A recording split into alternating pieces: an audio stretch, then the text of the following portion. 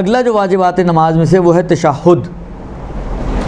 تشہد کیا ہے؟ کہتے ہیں وہ واجب فی الرکعۃ الثانیہ فی جمیع الصلوات. تمام نمازوں میں، چاہے واجب نمازیں ہوں چاہے مستحب نمازیں ہوں، واجب و مستحب تمام نمازوں میں تشہد پڑھنا دوسری رکعت میں واجب ہے.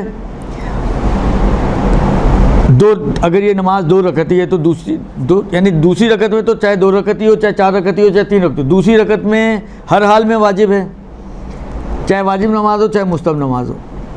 تیسری رکعت میں مغرب کی بھی واجب ہے، اور عشاء، ظہر اور عصر کی چوتھی رکعت میں بھی واجب ہے.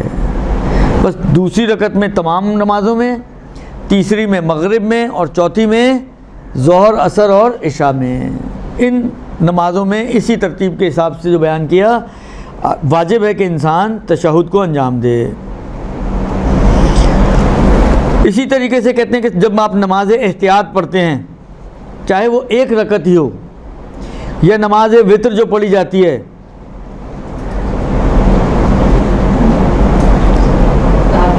تو اس میں بھی ایک تشہد پڑھنا واجب ہوتا ہے. اچھا، اب کن الفاظ کے ساتھ تشہد پڑھنا واجب ہے؟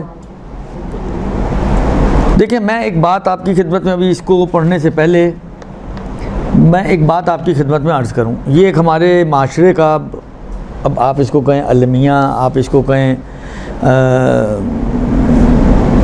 جو بھی ہے، بالآخر بعض چیزیں تو بولنا بھی مناسب نہیں لگتا، لیکن بالآخر یہ ہماری ایک معاشرے کی مشکل ہے کہ ہم لوگ، اچھا، اس کی ایک بڑی وجہ اس بات کی طرف جاتی ہے کہ ہم لوگ خود کیونکہ علم نہیں رکھتے ہیں، جہالت زیادہ ہے، علم کم ہے، لہذا ہمارا حال ان پتوں کی طرح ہے کہ جہاں ہوا کا جھونکا آیا، آپ ادھر کا آیا ادھر کو لڑک گئے، ادھر کا آیا ادھر کو لڑک گئے، بس لڑکتے پھڑکتے رہتے ہیں ہم. بس بات دل کو لگنی چاہیے. درست؟ دیکھیں، دل کو لگنا ایک بات ہے، لیکن دل کو لگنے کے بعد اس کو دین بنا دینا یہ ایک دوسرا مسئلہ ہے. دل کو لگنا برا نہیں ہے، دین بنانا برا ہے. دل کو لگنا برا نہیں ہے، دین بنانا یہ برا ہے. میں ایک مثال، چلیں ابھی سمجھانے کے لیے بات میں بات آئے گی. مبطلات نماز میں ایک مسئلہ آتا ہے کہ اگر کوئی شخص ادب اور عاجزی کی نیت سے اپنے ہاتھوں کو باندھے تو اس کی نماز باطل ہے. لیکن اگر کوئی اس اعتقاد کے ساتھ کہ یہ حکم شرعی ہے، اس عمل کو انجام دے، تو بلا شک و شبہ یہ گنہگار ہے، حرام کام کیا اس نے. حرام کام کیوں کیا اس نے؟ اس لیے کہ دین تو نہیں ہے یہ. اس نے اس اعتقاد سے کہ یہ دین کا حصہ ہے، دین کا حکم ہے، شریعت کا مسئلہ ہے، اس نے اگر ہاتھ باندھے تو 2 جرم کیے اس نے. یعنی اس کے اوپر 2 اثرات آئیں گے. ایک اثر یہ آئے گا، دیکھیں ادب و عاجزی کی نیت بھی ہے، پلس اس کو دین کا حصہ بھی سمجھ رہا ہے. ادب و عاجزی کی نیت سے باندھے ہیں، اس کی نماز باطل ہو گئی. دین کا حصہ سمجھ رہے، گنہگار بھی ہو رہے. اگر کوئی دین کا حصہ نہ سمجھے، ادب و عاجزی کی نیت سے باندھے صرف، نماز تو باطل ہوگی لیکن یہ گنہگار نہیں ہوگا، اس لیے کہ دین نہیں بنایا. تو کسی ایسی چیز کو کہ جو دین نہیں ہے، دین بنانا یہ جرم ہے شرعی طور پر.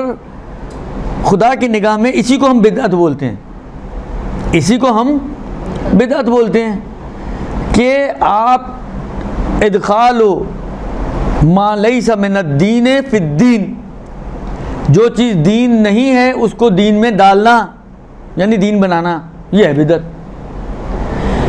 اب مجھے تعجب اس بات پہ ہوتا ہے کہ جب دوسرے کرتے ہیں تو ہم آستینے چڑھا کے ان کو جو ہے برا بھلا کہتے ہیں، خود وہی کام کرتے ہیں. تو کہ وہ اس بدعت کی وجہ سے وہ مجرم ہیں، وہ گنہگار ہیں، وہ غلط کر رہے ہیں، تو ہم کون سا صحیح کام کر رہے ہیں؟ یہ ایک بات. لہذا ایک چیز ہمیشہ ذہن میں رکھیں کہ دین وہ ہے کہ جو ہمیں اہل بیت علیہ السلام سے ملے. اہل بیت سے ہٹ کر اگر کچھ آپ کو ملتا ہے تو چاہے کتنی ہی چارمنگ چیز کیوں نہ ہو, سلوگن کتنا ہی, آپ مجھے یہ بتائیں صفین کے میدان میں جو سلوگن اٹھایا گیا تھا لا حکم الا للہ, کیا قباحت کیا تھی اس کے اندر, برائی کیا تھی اس کے اندر؟ بات تو حق تھی, لیکن مولا نے کیا کہا, کلمہ تو حق ویراد بہل باطل. بات میں خرابی نہیں ہے, لیکن جس جگہ پر یہ لا رہے ہیں اور جو اس سے فائدہ اٹھانا چاہ رہے ہیں وہ غلط ہے.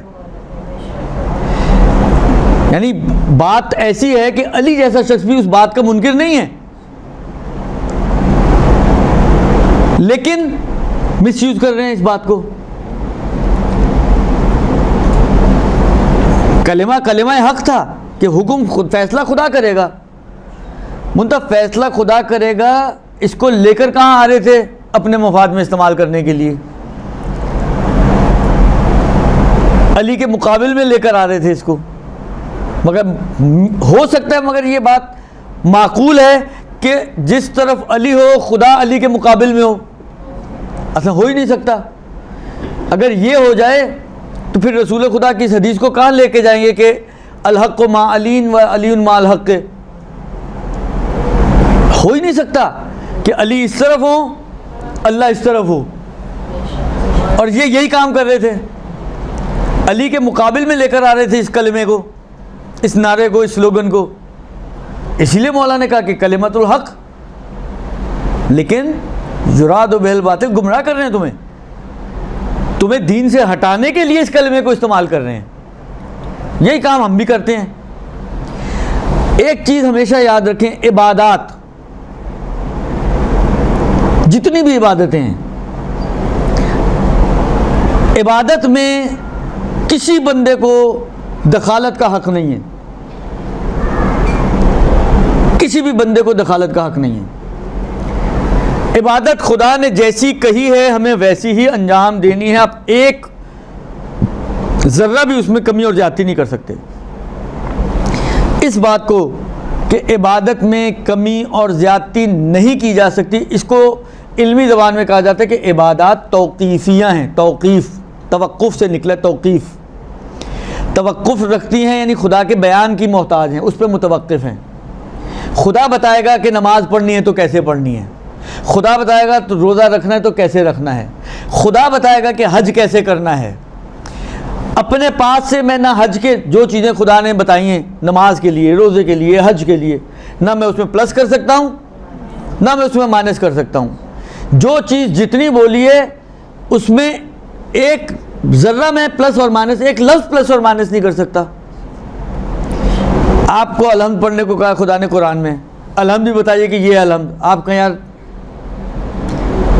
الرحمن الرحیم 4 صفات اور خدا کی ڈال دو, القیوم الحی, غلط بات ہے کیا؟ خدا قیوم نہیں ہے مگر, خدا حی نہیں ہے مگر,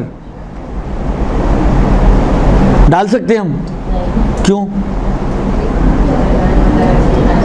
یہاں نہیں ڈال سکتے؟ تشہد میں ڈال سکتے ہیں؟ نہیں ڈال سکتے. یہی مسئلہ ہے. میں نے کہا نا کہ دیکھیں مسئلہ یہ ہے کہ ہماری مشکل یہ ہے کہ ہم ہر اچھی بات کو اس کے پیچھے چل پڑتے ہیں. یہ شہادت ثالثہ کا جو مسئلہ چلتا ہے وہ آپ خود سوچیں کہ یہ جو بزرگان ہیں 100 سال کے لگ بھگ ان کی عمر ہے. آغا وحید کی توضیح اٹھا کے دیکھ لیں, 103 سال کی ان کی عمر ہے, اور باقی آغا خوئی, آغا خمینی, آغا خامنہئی, آغا ایکس, آغا وائی, آغا زیڈ, یعنی ان کی سمجھ میں باتیں نہیں آتی. یہ ایک ذاکر جس کو نہ الف آتی ہے نہ بے آتی ہے دین کی, اس کی بات آپ کی سمجھ میں زیادہ آتی ہے, توضیح المسائل آپ کی سمجھ میں نہیں آتی. یعنی جس کے پاس دین کی الف بے نہ ہو اس کی بات ہم ماننے کے لیے تیار ہیں, لیکن جو دین کی پوری A to Z جانتا ہو اس کی بات ماننے کے لیے ہم تیار نہیں ہیں. جو دل چاہتا ہے ٹھوس دیتے ہیں, جس چیز کا دل چاہتا ہے نکال دیتے ہیں. یہ کون سا دین ہے بھائی؟ میں مانتا ہوں کہ بعض روایتوں میں یہ چیزیں موجود ہیں, لیکن یہ انہوں نے بھی تو دیکھی ہیں نا. آپ کا کیا خیال ہے یہ آغا سیستانی جب یہ فتویٰ دیتے ہیں انہوں نے روایتیں ساری نہیں دیکھی ہوں گی؟ وہ روایتیں ان کی نظر سے نہیں گزری ہوں گی جس میں یہ ہے کہ مثلا شہادت ثالثہ بھی کہہ دو؟ پھر بھی انہوں نے جو لکھا ہے وہ نہیں لکھا. کیوں نہیں لکھا؟ آغا خوئی، آغا خمینی، آغا خامنائی، آغا وحید، آغا روحانی، آغا تبریزی، آغا ایکس وائی، ایک لمبی فہرست ہے فقہا کی. وہ آپ سے زیادہ سمجھتے ہیں ان حدیثوں کو. بھائی آپ تو حدیثوں کی عربی بھی نہیں پڑھ پاتے ہو، صرف ترجموں کے اوپر اتنا اچھلتے کودتے ہو. جو فقہا جن کی زندگی 60 70 سال قال الصادق قال الباقر میں گزری ہو، ان کی سمجھ میں یہ باتیں نہیں آتی کیا؟ پھر بھی ہم ان کی بات سننے کی بجائے 4 احمقوں کی باتیں سننے کو زیادہ ترجیح دیتے ہیں. تو ہم خود احمق ہوئے پھر تو. یعنی آپ خود سوچیں، میں ایک پڑھے لکھے ایک ڈاکٹر کی بات نہ مانوں اور ایک کمپاؤنڈر کی بات مانوں، یا جو کمپاؤنڈر بھی نہیں ہے اس سے بھی گئے گزرے ہیں یہ لوگ. تو کمپاؤنڈر تو پھر 20 سال 15 سال لگا کے کچھ نہ کچھ سیکھ ہی لیتا ہے. اس نے تو کچھ بھی نہیں لگایا. دین کے اوپر کیا خرچ کیا انہوں نے؟ کتنی زندگی دین کے اوپر لگائی ہے؟ کچھ بھی نہیں. تو اس کمپاؤنڈر سے بھی گیا گزرا ہوا نا. لیکن ہم ڈاکٹر کو چھوڑ کے اس بدنے کی بات ماننے کے لیے تیار ہیں. ڈاکٹر جو مرضی کہتا ہے ہم سننے کے لیے تیار ہیں. یہ کون سی بات ہوئی؟ یہ کون سی عقل ہے؟ انسان کم سے کم کوئی کام کرتا ہے تو اپنی عقل کا استعمال کرتا ہے یا سوچتا ہے یا نہیں سوچتا؟ جب دنیاوی امور میں آپ کی سمجھ میں یہ بات آتی ہے کہ ڈاکٹر کی بات اور ایک کمپاؤنڈر یا اس سے بھی ہلکے پھلکے آدمی کی جس نے پہلی دفعہ جو ہے آ کے کمپاؤنڈر بنا اور ابھی تو اس کو پتہ بھی نہیں، دوائیوں کے نام بھی اس کو نہیں آتے، اس کی بات اور اس کی بات کا کوئی کمپیریزن ہی نہیں ہے. لیکن صرف اس لیے کہ دل کو لگی، اچھی لگی، پیاری لگی. لوگ کہتے ہیں عقیدہ تو ہمارا یہی ہے نا. بھائی عقیدہ صرف ایک کی امام کی نسبت ہے، پھر لے آؤ باقی 12 بھی لے کر آؤ. صرف علی ولی اللہ کیوں؟ علی کے علاوہ حسن و حسین و الا امام زمانہ اجل اللہ فرجہ الشریف،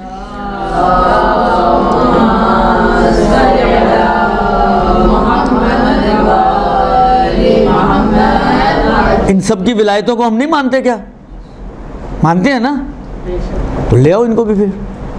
پھر ایک ہی کیوں؟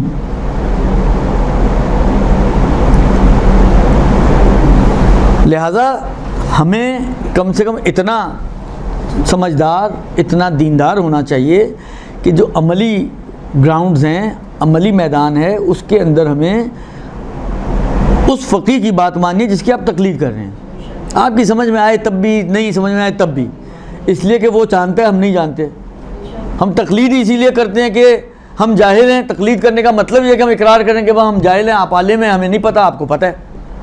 تقلید کا کانسیپٹ یہ ہے، فَاسْأَلُوا أَهْلَ الذِّكْرِ إِن كُنتُمْ لَا تَعْلَمُونَ. نہیں جانتے تو جاننے والوں سے پوچھو. تو یہی تو کرتے ہیں ہم، اسی کو تقلید بولتے ہیں. تو جب آپ مان رہے ہو کہ وہ جاننے والا ہے، آپ مان رہے ہو کہ میں نہیں جانتا، تو پھر اپنی عقل کو کیوں استعمال کرتے ہو فضول میں؟ ان کی بات مانتے رہو چپ کر کے. لہذا آپ دیکھیں یہ کیا تشہد سناتے ہیں آپ کو.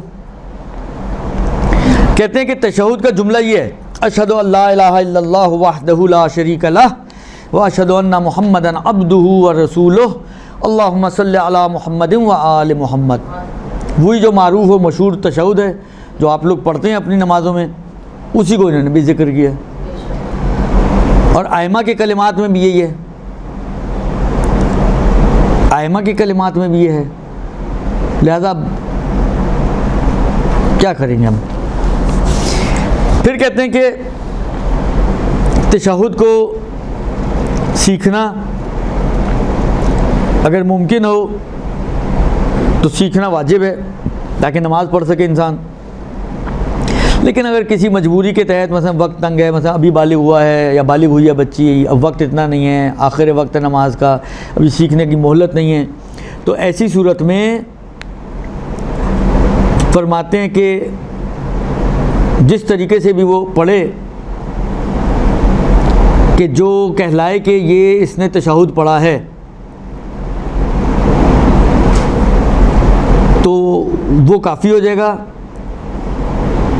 اور جو صحیح طرح سے نہیں آتا اس کو یا آتا نہیں ہے اس کو تو اس کا ترجمہ پڑھے احتیاط لازم کی بنا پر، یعنی جتنی عربی اس کو آتی ہے اور جتنا عربی میں صحیح طریقے سے پڑھ سکتی ہے وہ پڑھے گی یا پڑھے گا، اور باقی جو ہے اس کا ترجمہ پڑھے گا، اور یہ اس کی نماز صحیح ہو جائے گی، اور پھر اگلی نمازوں کے لیے اس کے لیے واجب ہو جائے گا کہ وہ سیکھے۔ اچھا، اس میں یہ بھی ایک چیز ہے کہ فرض کریں کہ سیکھنے میں بعض اوقات ہوتا ہے، بعض افراد اتنے شارپ نہیں ہوتے ہیں، ان کو تھوڑا ٹائم چاہیے ہوتا ہے، تو وہ اس وقت تک نمازوں کو اپنی تلقین کی شکل میں بھی پڑھ سکتی ہے یا پڑھ سکتا ہے، کہ مثلا فرض کریں جب تشہد پڑھنا ہو کوئی اس کو بولتا رہے اور وہ بولتا رہے اور یہ اس کے بولنے پر آگے سن کے پڑھتے رہیں، تو بھی کام چل سکتا ہے، لیکن یہ ہے کہ پھر سیکھے۔ پھر کہتے ہیں کہ تشہد میں چند چیزیں ان کا خیال رکھنا ضروری ہے۔ پہلا تو یہ کہ اس کو صحیح عربی میں ادا کیا جائے، دوسرا یہ ہے کہ اگر بیٹھنے پر قادر ہے تو بیٹھ کے تشہد پڑھا جائے، اور بیٹھنے میں کوئی خاص کیفیت معتبر نہیں ہے، یعنی واجب نہیں ہے۔ ہاں یہ ہے کہ تشہد کے لیے بائیں ران پہ بیٹھے، یہ مستحبات میں سے آگے جا کے آئے گا میرا خیال ہے، بائیں ران پہ بیٹھے اور دائیں پاؤں کا جو پشت ہے بائیں پیر کے تلوے کے اوپر رکھے، ہاتھوں کو اپنی گود میں رکھے، نگاہیں اس کی گود میں ہوں، اور پھر تشہد کو انگلیاں ملا کے ہاتھوں کو گود میں رکھے، یہ مستحبات میں سے ہے۔ ایسے بھی پڑھ سکتے ہیں، ایسے بھی پڑھ سکتے ہیں، بالکل یوں پڑھ سکتے ہیں۔ تیسری چیز جو ضروری ہے بیٹھنے کے علاوہ وہ ہے کہ وہ آپ کا بدن سکون کی حالت میں ہو۔ چوتھی چیز جو ہے تشہد کے جملوں کو تسلسل سے پڑھے، اتنا فاصلہ کہ نہ کہلائے کہ آپ تشہد پڑھ رہے ہیں، وہ نہیں ہونا چاہیے، یعنی موالات جس کو ہم بولتے ہیں، تسلسل اور موالات کے ساتھ پے در پہ ایک کے بعد ایک، ایک کے بعد ایک، ایک کے بعد ایک جملے کو ادا کرے۔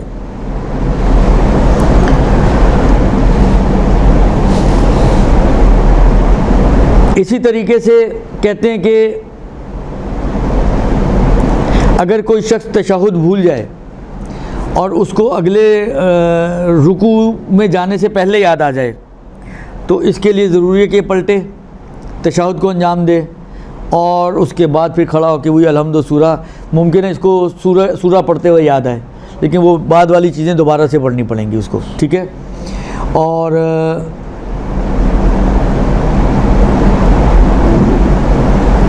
یہ جو بیجا قیام ہوا ہے وہ اس کا جو ہے وہ 2 سجدہ سہو انجام دے گا، اگر کھڑے ہونے کے بعد اس کو یاد آیا تھا کہ تشہد نہیں پڑھا، بیجا قیام کے احتیاط مستحب یہ ہے کہ 2 سجدہ سہو انجام دے، ٹھیک ہے۔ لیکن اگر اس کو دوسرے رکوع میں جانے کے بعد یاد آئے کہ میں نے تو تشہد پڑھا ہی نہیں تھا، تو کیونکہ تشہد خود رکن نہیں ہے اس لیے نماز اس کی باطل نہیں ہوگی،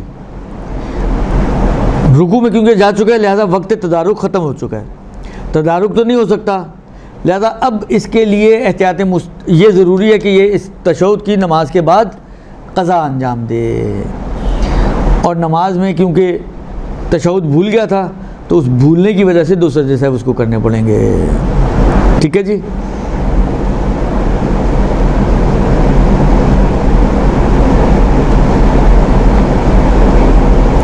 اس کے بعد فرماتے ہیں کہ پھر آخری رکعت کے تشہد کا بھی وہی جو سلام کا بھی مسئلہ گزرا ہے اسی ٹائپ کا مسئلہ ہے کہ کوئی منافی کو انجام دینے سے پہلے یاد آئے گا تو اس کو تشہد پڑھنا پڑے گا، اور پھر اس کے بعد سلام وغیرہ دوبارہ پڑھے گا، اور 2 سجدہ سہو انجام دے گا سلام کے اضافہ ہونے کی وجہ سے، اور اگر منافی کو انجام دینے کے بعد یاد آئے گا تو اس کو 2 سجدہ سہو انجام دینے پڑیں گے۔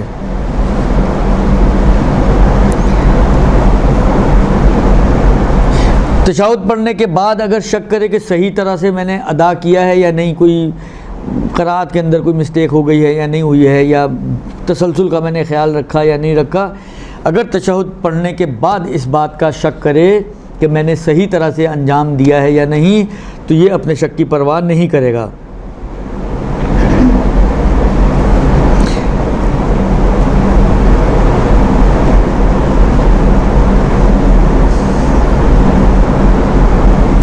اسی طریقے سے بعض اور صورتیں ہیں کہ جہاں پہ وہ اپنے شک کی پرواہ نہیں کرے گا. مثلا کیا کہتے ہیں؟ مثلا یہ کہ اگر شک کرے، درود پڑھ رہا تھا اور شک کرے کہ میں نے شہادتین کو انجام دیا ہے یا نہیں دیا،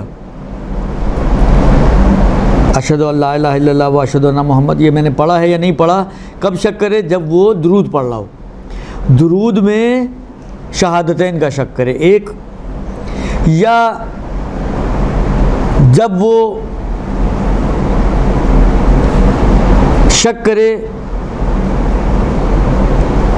پورے تشہد پر، شہادتین مع الصلوات، اس پورے کے بارے میں شک کرے، یا صرف درود کے بارے میں شک کرے جب وہ کھڑا ہو چکا ہو. کھڑا ہونے کے بعد شک کرے کہ میں نے پورا تشہد پڑھا تھا یا نہیں پڑھا تھا، یا درود آخر والا پڑھا تھا یا نہیں پڑھا تھا تشہد کے بعد جو پڑھتے ہیں. یا یہ ہے کہ اگلی رکعت میں مثلا جھکتے ہوئے شک کرے یا سلام پڑھتے ہوئے شک کرے. تو ان ساری صورتوں میں اسے اپنے شک کی پرواہ نہیں کرنی ہے. دیکھیں شک کی صورت میں کچھ یاد تو آیا نہیں نا، اس کو صرف شک ہی تھا. شک کی صورت میں اگر یہ آگے بڑھ چکا ہے تو اس کو اپنے شک کی پرواہ نہیں کرنی ہے. دو الگ الگ چیزیں، ایک مرتبہ ہوتا ہے بھول گیا اور پھر یاد آ گیا، ایک مرتبہ ہوتا ہے کہ شک ہو گیا. شک میں کچھ یاد بات تو آتا نہیں ہے، یاد آ جائے گا تو ظاہری بات ہے پھر اسی کے مطابق عمل کرے گا. لیکن فرض ہمارا یہ ہے کہ شک کا کام اس وقت جاری ہوتے ہیں جب شک ہی رہے. تو فرض یہ ہے کہ شک ہی ہے، نہیں یاد آ رہا کچھ، تو اگر آگے بڑھ چکا ہے تو اپنے شک کی پرواہ نہیں کرے گا. بھولنے میں یہ مسئلہ آتا ہے کہ اگر اگلے رکن میں جانے سے پہلے یاد آئے تو تدارک کرے گا، اگلے رکن میں جانے کے بعد یاد آئے.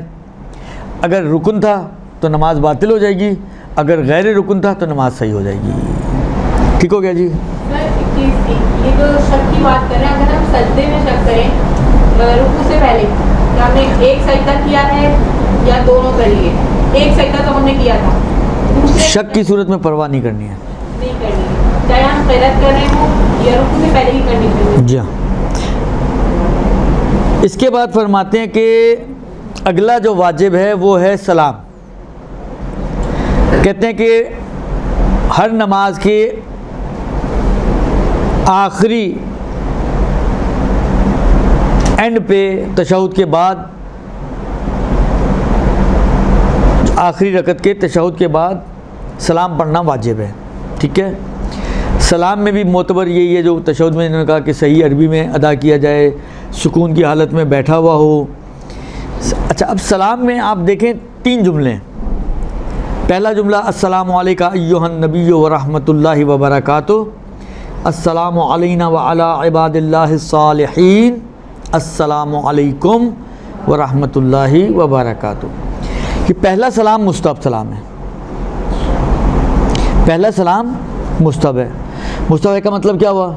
پڑھیں کہ ثواب ملے گا، نہیں پڑھیں گے تو آپ کی نماز پہ کوئی اثر نہیں آئے گا. یعنی آپ جان بوجھ کے بھی اگر ڈراپ کرنا چاہیں تو کر سکتے ہیں. پہلا سلام. باقی جو 2 سلام ہیں، ان باقی 2 سلاموں کے بارے میں ان میں سے کوئی ایک واجب ہے پڑھنا. آخری 2 سلاموں میں سے ایک واجب ہے پڑھنا. لیکن آغا سیستانی کہتے ہیں کہ اگر آپ دوسرے والے کو اپنائیں تو پھر احتیاط واجب ہے کہ تیسرا بھی پڑھیں. یعنی آغا سیستانی کے نزدیک خالی دوسرا والا درمیان والا جو ہے السلام علینا وعلی عباد اللہ الصالحین، یہ کافی نہیں ہے. خالی یہ نماز کو ختم نہیں کرے گا، بلکہ اگر آپ یہ دوسرا پڑھتے ہیں تو تیسرا پڑھنا احتیاط کی بنا پر ضروری ہے. لیکن اگر خالی تیسرا پڑھ لیں تو وہ کافی ہے. تشہد پڑھا اللہم صلی علی محمد وآل محمد، السلام علیکم ورحمۃ اللہ وبرکاتہ، نماز ہوگی ختم. تیسرے کے لیے کسی اور چیز کو ایڈ کرنا ضروری نہیں ہے، خالی تیسرا واجب سلام کی جگہ پہ کافی ہے. لیکن خالی دوسرا واجب سلام کی جگہ پہ خالی دوسرا کافی نہیں ہے.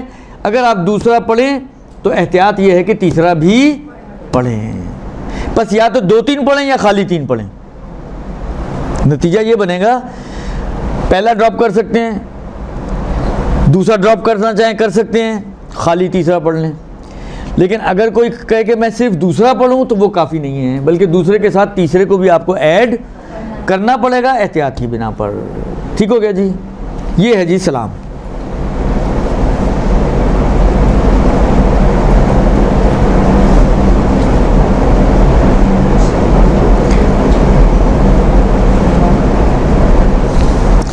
اب اگر کوئی سلام بھول جائے تو کہتے ہیں کہ اس کا تدارک کیا جا سکتا ہے اس وقت تک کہ جب تک آپ کوئی ایسا کام انجام نہ دیں جو نماز سے منافی ہے. منافی نماز کام انجام دینے سے پہلے اگر کوئی شخص سلام پڑھنا بھول جائے تو وہ تدارک کر سکتا ہے. ٹھیک ہے. لیکن اگر اس کو یاد آیا جب وہ کوئی ایسا کام انجام دے چکا تھا کہ جو منافی نماز ہے، مثلا جس طرح میں نے مثال دی، وضو ٹوٹ گیا، پشت بقبلہ ہو گیا، باتیں کر لیں، ٹھیک ہے، یا فاصلہ اتنا زیادہ ہو گیا کہ موالات ختم ہو جائیں، تو اس کی نماز صحیح ہے، کچھ اس کی گردن پہ نہیں ہے. اگرچہ احتیاط مستحب یہ ہے کہ 2 سجدہ سہو انجام دے، کیونکہ کمی تو بہرحال ہوئی ہے. اور میں نے کہا کہ ہر کمی اور بیشی میں سوائے ان 5 چیزوں کے جو آگے آئیں گی 5 چیزیں چھوڑ دیں، باقی جگہ پر احتیاط مستحب یہ ہے کہ کمی ہو جائے یا زیادتی ہو جائے 2 سجدہ سہو انجام دیں. ٹھیک ہو گیا جی.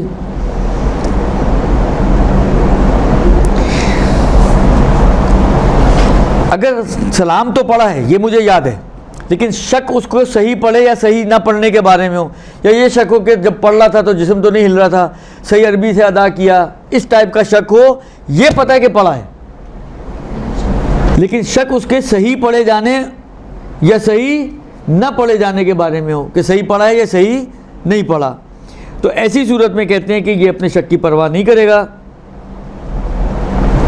یا اسی طرح فرض کریں آپ نے ظہر ختم کی، عصر کھڑی ہوئی، اللہ اکبر کرنے کے فوراً بعد، یعنی عصر شروع ہونے کے فوراً بعد اب یہ شک ہو گیا کہ میں نے سلام پڑھا بھی تھا یا نہیں پڑھا تھا، پڑھنے یا نہ پڑھنے کا شک، تو کہتے ہیں یہاں پہ بھی اپنے شک کی پرواہ نہیں کرے گا. یا اسی طریقے سے اگر کوئی منافی انجام دے دے یا تعقیبات میں مشغول ہو جائے تو اس کو جو ہے اپنے شک کی پرواہ نہیں کرنی ہے. اور اگر نہ کوئی منافی انجام دیا ہو، نہ اگلی نماز میں داخل ہوا ہو، نہ ہی کوئی اس نے تعقیبات میں شروع کیا ہو اس نے بھی، تو پھر اس کو اگر شک ہو جائے کہ میں نے پڑھا ہے یا نہیں پڑھا تو اس کو انجام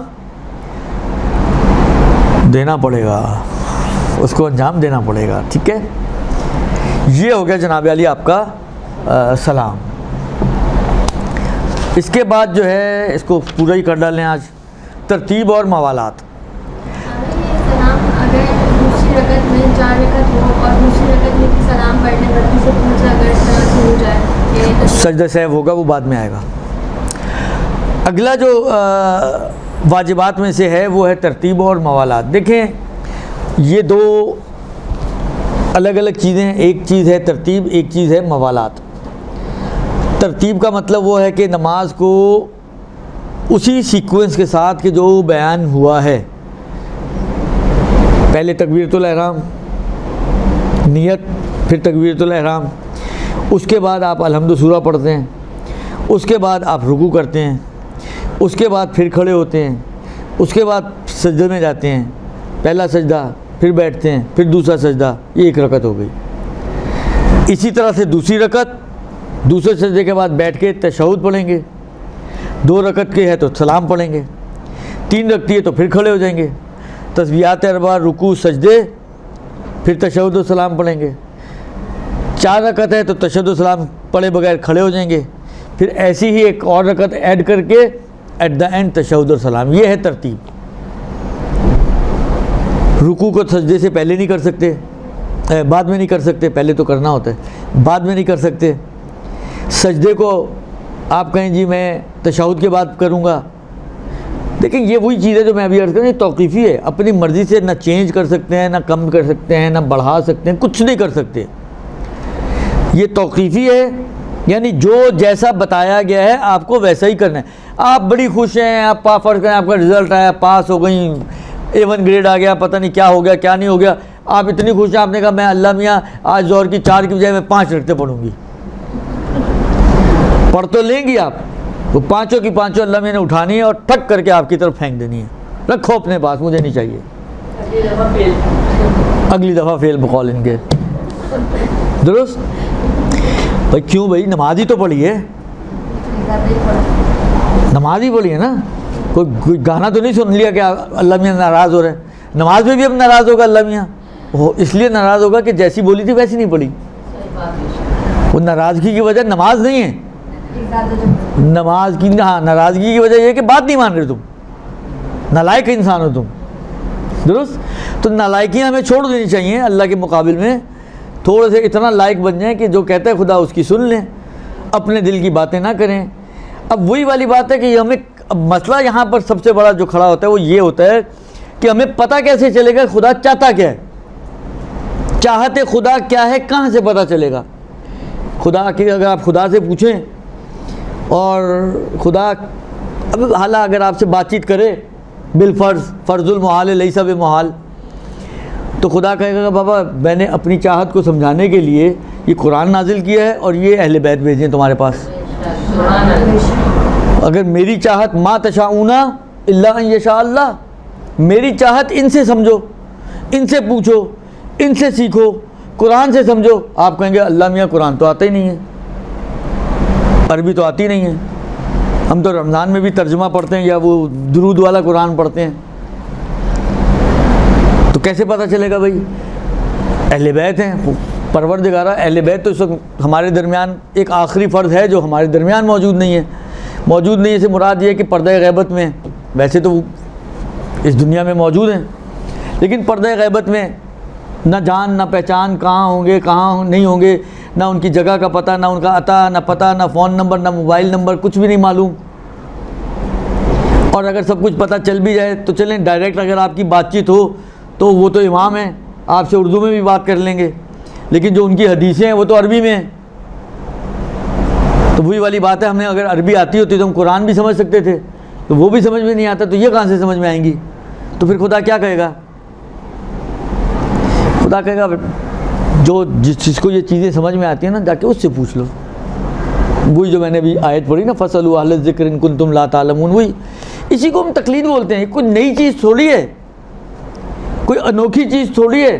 پتہ نہیں کیوں لوگوں کو چڑ ہے اس لفظ سے. آپ نام بدل دیں, تقلید کا نام پپو رکھ لیں.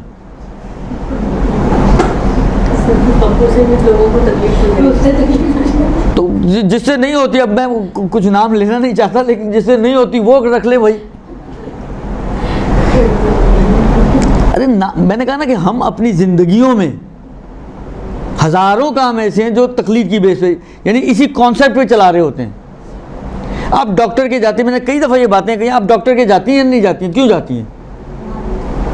آپ کہتے ہیں کہ اس لیے کہ بھائی اس نے پڑھا ہوا ہے, میں نے نہیں پڑھا ہوا.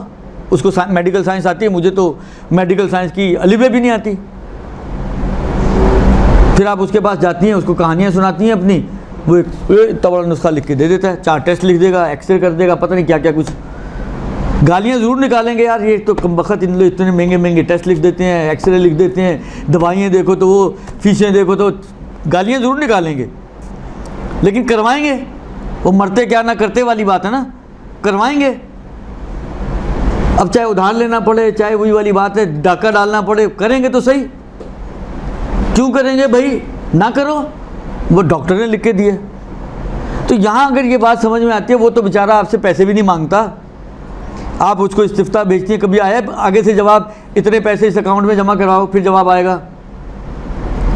وہ بغیر پیسوں کے آپ کو پرسکرپشن دے دیتا ہے تو ویلیو ہی کوئی نہیں. وہی کہہ رہا ہوں نا, ویلیو ہی کوئی نہیں. فیس رکھ دیں تو پوری دنیا لائن میں لگی ہوئی.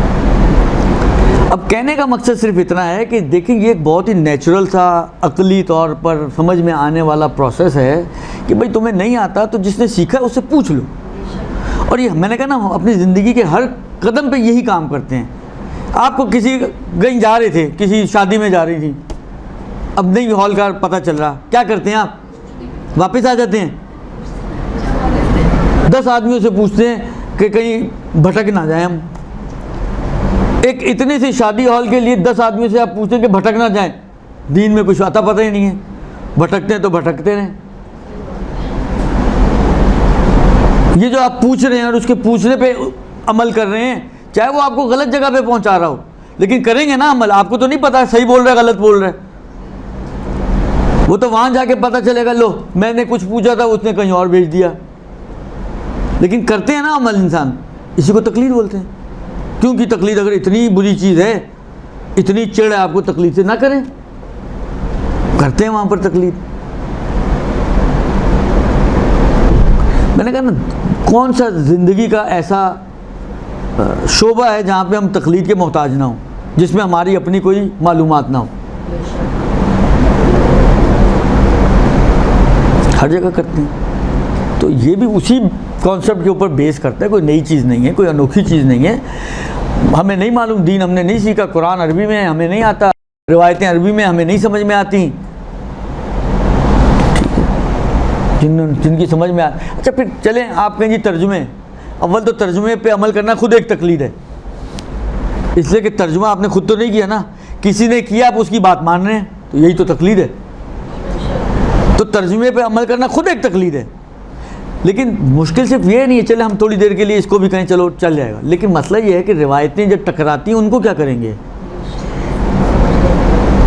آپ کے اسی ادارے سے چھپی ہوئی کتاب اجتہاد اور تقلید اور اس پہ کیے گئے اعتراضات کے جوابات, اسی کے اندر ایک روایت دی ہوئی ہے کہ کسی نے امام باقر علیہ السلام سے سوال کیا, مولا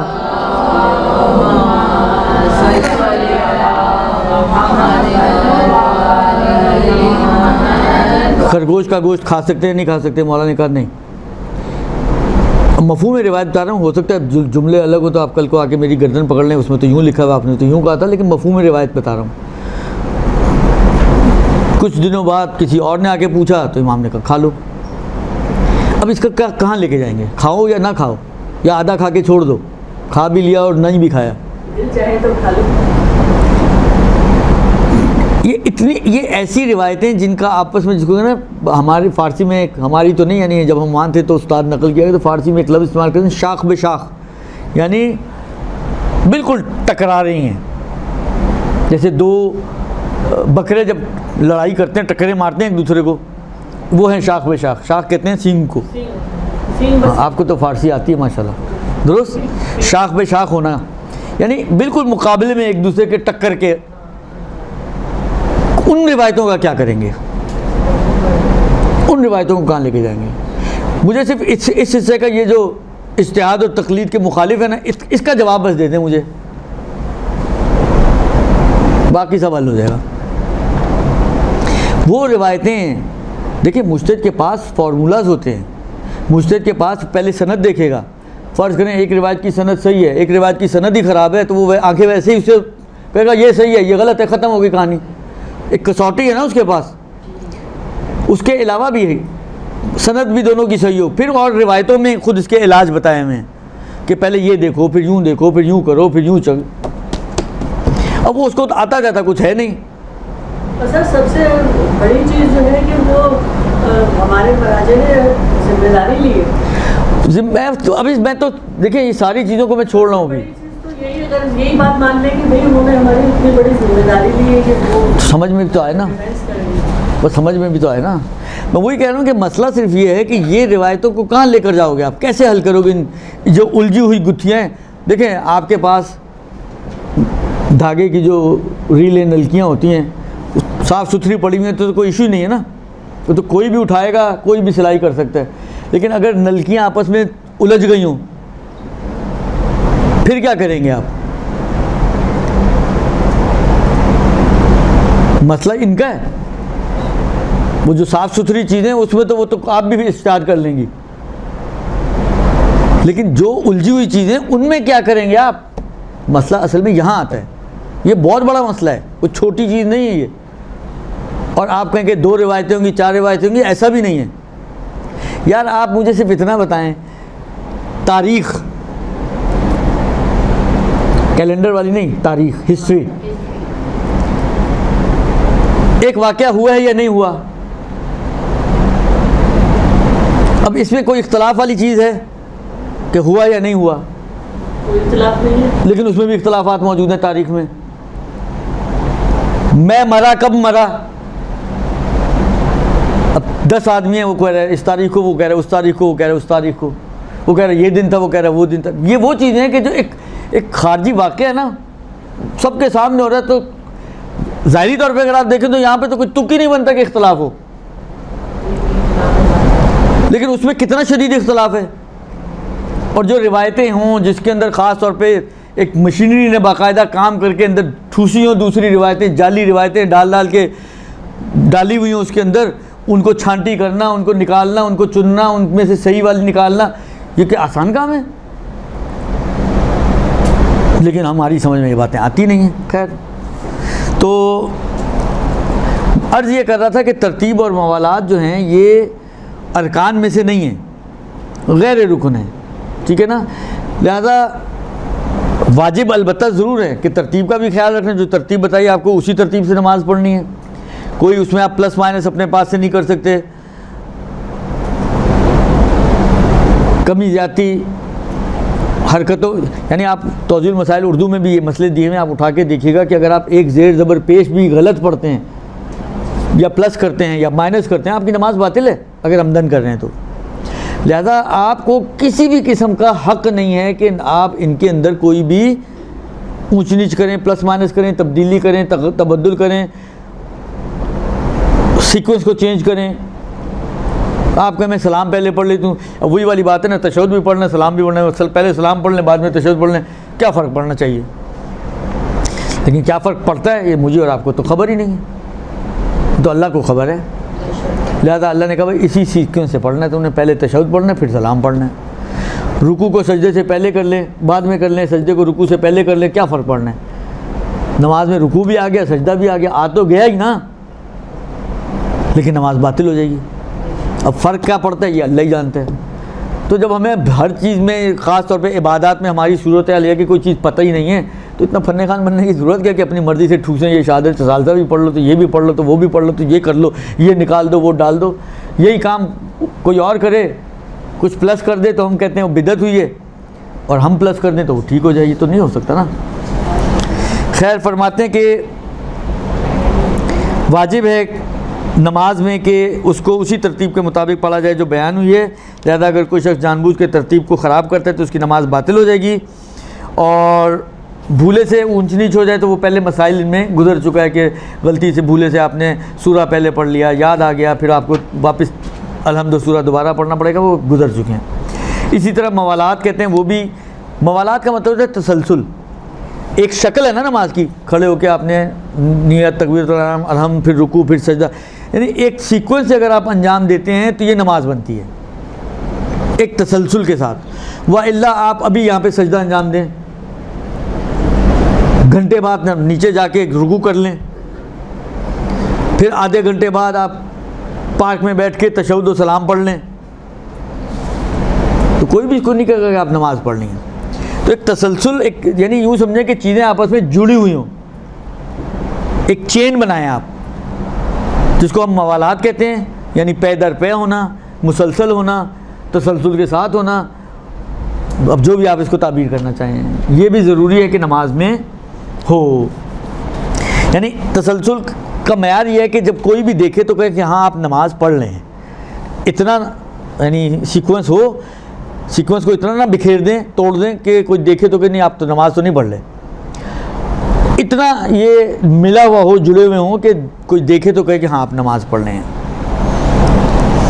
البتہ رکوع لمبے لمبے کرنا، سجدے لمبے لمبے کرنا، سورہ لمبا، آپ نے سورہ بقرہ شروع کر دیا، 2.5 پارے کا سورہ، اب بہت اچھی سپیڈ ہو آپ کی تو بھی میرا خیال میں 20 سے 25 منٹ تو ایک سپارے میں لگ ہی جاتے ہیں اگر اچھی سپیڈ والا ہو. تو 20-25 منٹ ایک سپارہ، پھر اگین 20-25 منٹ 2 سپارے، یعنی 40 سے 50 منٹ، پھر آدھے سپارے کے 20 منٹ میں سے آدھا بھی کر لیں تو گھنٹہ بھر آپ کا اللہ اکبر کے بعد 1 گھنٹہ آپ کھڑی سر آخری نماز الحمد سورہ پڑھ لیں گے، اور پھر کئی گھنٹے بعد جا کے آپ رکوع میں گئی ہیں. تو اتنا فاصلہ اللہ اکبر اور رکوع کے درمیان آ گیا، لیکن یہ کیونکہ سورہ پڑھ لی تھیں، الحمد پڑھ لی تھی، تو اس میں کوئی مشکل نہیں ہے. لہٰذا لمبے لمبے رکوع کرنا، لمبے لمبے سجدے کرنا، سورے وغیرہ پڑھنا، اس سے نماز کی شکل خراب نہیں ہوتی، یہ معاف ہیں. اور آخری چیز جو انہوں نے بیان کی ہے وہ ہے قنوت. کہتے ہیں کہ مستحب ہے کہ اچھا اب سارا مسئلہ میں نہیں پڑھ رہا ہوں اس لیے کہ کچھ نمازیں ایسی ہیں کہ جو مثلا نماز عیدین عام طور پہ خواتین ہمارے یہاں جاتی نہیں ہیں, ٹھیک ہے نا, اس کے اندر مثلا 5 قنوت ہوتے ہیں, یا اور بعض نمازیں ہیں کہ جس سے نماز جمعہ ہے اس میں 2 قنوت ہیں, تو وہ نماز جمعہ میں بھی عام طور پہ خواتین نہیں جاتی, ان پہ واجب نہیں ہے. لیکن اگر ان ساری چیزوں کو, اضافی چیزوں کو چھوڑ دوں میں, تو ہر واجب اور مستحب نماز میں دوسری رکعت میں رکوع سے پہلے قنوت پڑھنا مستحب ہے. مستحب ہے کا مطلب یہ کہ پڑھیں تو ثواب ملے گا, اور نہیں پڑھیں گے تو آپ کی نماز خراب نہیں ہوگی. قنوت میں کوئی خاص ذکر معتبر نہیں ہے, کوئی بھی دعا کوئی بھی ذکر آپ اٹھائیں, اللہم صلی علی محمد وآل محمد کافی ہے. آپ ربنا آتنا فی الدنیا حسنۃ کافی ہے. آپ کوئی بھی ذکر پڑھنا چاہیں, کوئی بھی دعا پڑھنا چاہیں, وہ آپ قنوت میں پڑھ سکتی ہیں. ہاں ابھی عرض کر رہا ہوں. اچھا دیکھیں 2 چیزیں ہیں. ایک تھوڑا سا مسئلہ میں آپ کو سمجھاؤں. مثلا میں نے اردو میں قنوت پڑھا,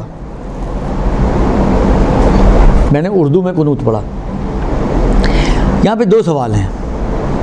پہلا سوال یہ کہ یہ جو میں نے اردو میں قنوت پڑھا, تو وہ جو مستحب تھا کہ نماز میں قنوت پڑھو, اس مستحب کو میں نے انجام دیا یا نہیں دیا, یہ ایک سوال ہے. دوسرا سوال یہ ہے کہ اردو کی وجہ سے نماز باطل ہوئی کہ نہیں ہوئی. اردو میں نے کیونکہ دعا پڑھی ہے, اس اردو زبان کی وجہ سے نماز باطل ہوئی یا نہیں ہوئی. تو دو الگ الگ باتیں ہیں. نماز کا صحیح ہونا اور باطل ہونا یہ ایک چیز ہے, اس اردو والے قنوت کے ذریعے قنوت کی ادائیگی ہونا یا نہ ہونا دوسری چیز ہے. نماز میں مستحب ہے قنوت پڑھیں, آپ نے ایک قنوت پڑھا اردو زبان میں, سوال آئے یہ مستحب پہ عمل ہوا یا نہیں ہوا, یہ ایک مرحلہ. فرض کریں نہیں ہوا, بالفرض ابھی مسئلہ پڑھتا ہوں میں, فرض کریں نہیں ہوا تو نہیں چلیں, وہ تو نہیں ہوا کا مطلب کیا, میکسیمم ہے کہ ثواب نہیں ملے گا, نماز تو خراب نہیں ہوئی. یہ دوسرا سوال ہے. تو اب یہ ان دونوں کا جواب دے رہے ہیں. کہتے ہیں کہ اگر کوئی شخص بغیر عربی کے قنوت پڑھتا ہے تو وظیفے کی ادائیگی میں اشکال ہے, یعنی ظاہراً مشکل ہے کہ اس کا وظیفہ انجام پایا ہو. ٹھیک ہے, یہ ایک. البتہ نماز باطل نہیں ہوگی, پر نماز تو آپ کی ہر حال میں صحیح ہے. اردو قنوت میں کسی نے انگلش میں پڑھ لیا, اردو اس کی اچھی نہیں, اس نے کہا میں اللہ میں سے انگریزی میں باتیں کر لیتی ہوں, درست. اب اردو میں پڑھا ہو, انگلش میں پڑھا ہو, کسی اور زبان میں پڑھا ہو, نماز تو آپ کی باطل نہیں ہے, لیکن امکان ہے اس بات کا کہ آپ کو وہ قنوت کا ثواب بھی نہ ملے. یعنی آپ کی یہ نہیں کہلائے گی کہ آپ نے نماز قنوت والی پڑھی ہے. ٹھیک ہے. ہاں اب اس کا ایک انہوں نے, جس کو کہ میں اپنی زبان میں بول رہا ہوں سمجھانے کے لیے, ایک جگاڑ بتایا. وہ یہ کہ آپ قنوت بھی ادا ہو جائے, نماز تو ویسے ہی باطل نہیں ہے لیکن وظیفہ بھی تو ادا ہونا چاہیے نا. تو کوئی ایک چھوٹی سی مثلا دعا, مثلا درود پڑھ دیں آپ عربی میں, باقی اردو میں مانگ لیں. انہوں نے کہا آپ قنوت میں دعا بھی پڑھ سکتے ہیں, ذکر بھی پڑھ سکتے ہیں. ایک سبحان اللہ عربی میں پڑھیں, باقی دعا اردو میں مانگ لیں.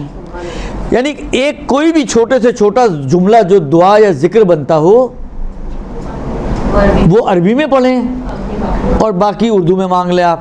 تو اب عربی کی وجہ سے وظیفہ بھی ادا ہو گیا, اردو کی وجہ سے نماز بھی باطل نہیں ہوئی, نور اللہ نور دونوں کام ہو گئے آپ کے. ٹھیک ہے جی.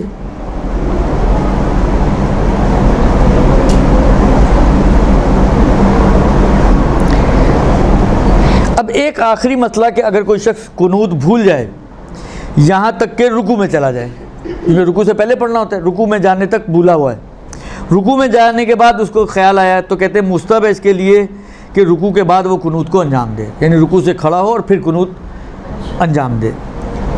اور اگر سجدے میں جانے کے بعد یاد آئے تو کہتے ہیں کہ پھر مستحب یہ ہے کہ نماز کے بعد اس کو انجام دے قنوت کو. اگر رکوع میں جانے کے بعد یاد آئے تو رکوع کے بعد, سجدے میں جانے کے بعد یاد آئے تو نماز کے بعد اس قنوت کو انجام دے. یعنی آپ سوچیں کہ کتنی تاکید ہے اس قنوت کے لیے کہ پروردگار عالم نے اس کے لیے آلٹرنیٹس بھی رکھے ہیں کہ اگر یہاں بھول جاؤ تو یہاں بھول جاؤ تو یہاں. وصلی اللہ علیہ وآلہ وسلم.